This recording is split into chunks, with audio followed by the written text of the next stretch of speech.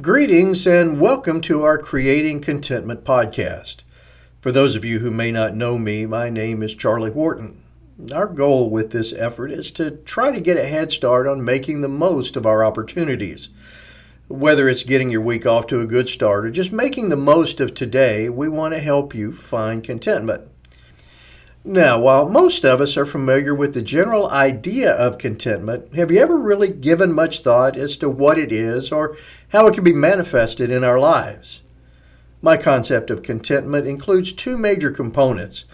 The first one is a feeling of inner peace. It's feeling comfortable in our own skin. It's having a calmness that allows us to enjoy life. The second element of it is a sense of purpose. Contented people don't just sit around and observe the world. They're the ones who are out there trying to find value in what they do and who they are. When we consider contentment, it's easy to perceive it as something personal, something inside us. However, in its truest sense, contentment can be and should be shared with the world around us. So how can we feel better about ourselves and brighten our little corner of the world? Well, it begins with the way that we view the world around us and how we share those views with others, and that's the topic for today.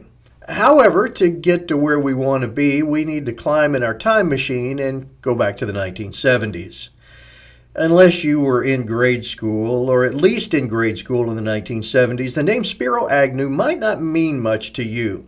However, this former governor of Maryland is at least a footnote in American history. In 1968, presidential candidate Richard Nixon chose Agnew as his vice presidential running mate. This political team won 2 national elections. However, by 1973, the wheels were coming off the bus. Agnew resigned from the vice presidency in October, and Nixon stepped down from the presidency in 1974. Now, the reason I bring up Spiro T. Agnew is not to talk politics, but to introduce a phrase he used in a speech in 1970. In slamming the media and those who criticized his administration, he said, "In the United States today, we have our share of the nattering Nabobs of negativism. They have formed their own 4-H club, the hopeless, hysterical hypochondriacs of history." Sounds kind of cool, doesn't it? Well, throughout the years, this phrase has popped up periodically. It even made it into the script of a Law and Order episode. Now, I don't think that it's ever going to go away, partly because it has such a ring to it and it's so much fun to say, but also because this scenario continues to play out in each and every generation. Now, I'm not going to delve into an etymology of the phrase, but I'd like to borrow the colorful language and take a look at negativism. It might be chic to think that our generation created negativity, but the truth of the matter is that it's been around since the beginning of time. There have always been negative Nellies. However, just because they've always been around doesn't mean that we have to allow them to ruin our contentment today. You see, it's easy to condemn those who possess this outlook on life. However, I don't believe they pose the greatest danger to us. In other words, when it comes to negativity, we may be our own worst enemies. Not only is it easy to see the bad, it's also very tempting to point it out. However, if we're going to find contentment that so many of us crave, we have to rise above this wave of pessimism, whether it comes from the outside or especially when it comes from inside us. So how can we avoid becoming a nattering nabob of negativism? I think there are 2 things to consider. The first thing is we need to be aware of our own negativity. Periodically, we need to listen to the tone that we use in our discussions. Let's consider the impact that we have on those around us. Are people uplifted when we enter a conversation, or are they relieved when we leave it? Remember, Eeyore makes a cute cartoon character, but he would be a downer as a constant companion. Yet I think that there is another, even more important thing that we need to be aware of, and that is that we need to listen to the way that we talk to ourselves. Is our self-talk uplifting or self-defeating?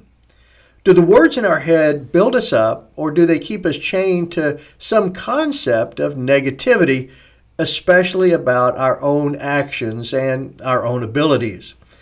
While awareness is a good first step to diffusing negativity, I think there are three very practical things that we can do to improve our mood.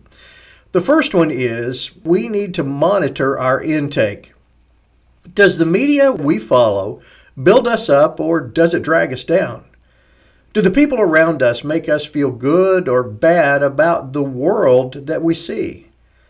Sure, there may be times when we can't control our environment, but we do get to choose how much of an impact we allow it to have over us. The second thing that we need to do is we need to regulate our comments.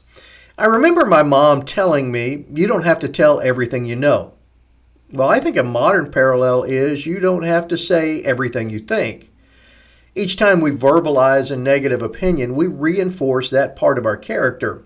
Not just how others see us, but also how we feel about ourselves. There's enough bad stuff out there. We don't need to point it out every time we come across it. I think a third thing that we can learn is that we need to focus on the good. Yes, there is bad stuff out there in our world, and there's no reason to deny it. But there is also good being done all around us, and we get to choose what we emphasize. The Apostle Paul asked his readers to focus on the good in Philippians chapter 4, verses 7 and 8 when he wrote, "And the peace of God, which surpasses all comprehension, will guard your hearts and your minds in Christ Jesus. Finally, brethren, whatever is true, whatever is honorable, whatever is right, whatever is pure, whatever is lovely, whatever is of good repute, if there is any excellence, and if anything worthy of praise, dwell on these things." What are we training our eyes to see and our ears to hear? If we're on the lookout for all that's bad in our world, we'll see it. But if we're scanning our world and even our lives for the good stuff, we'll find enough to keep us occupied. Let's not allow ourselves to become a nattering nabob of negativism or even a negative Nelly. Our world needs fresh voices of hope. We get to choose, so which one will it be? When we develop a contentment in our lives, we not only brighten our outlook, but we also shine for the world to see. We wish you the best as you work your way through your week. We hope that you'll find the best that the world has to offer us, and we also hope that you'll join us next week for another chance to discuss ways that we can create contentment.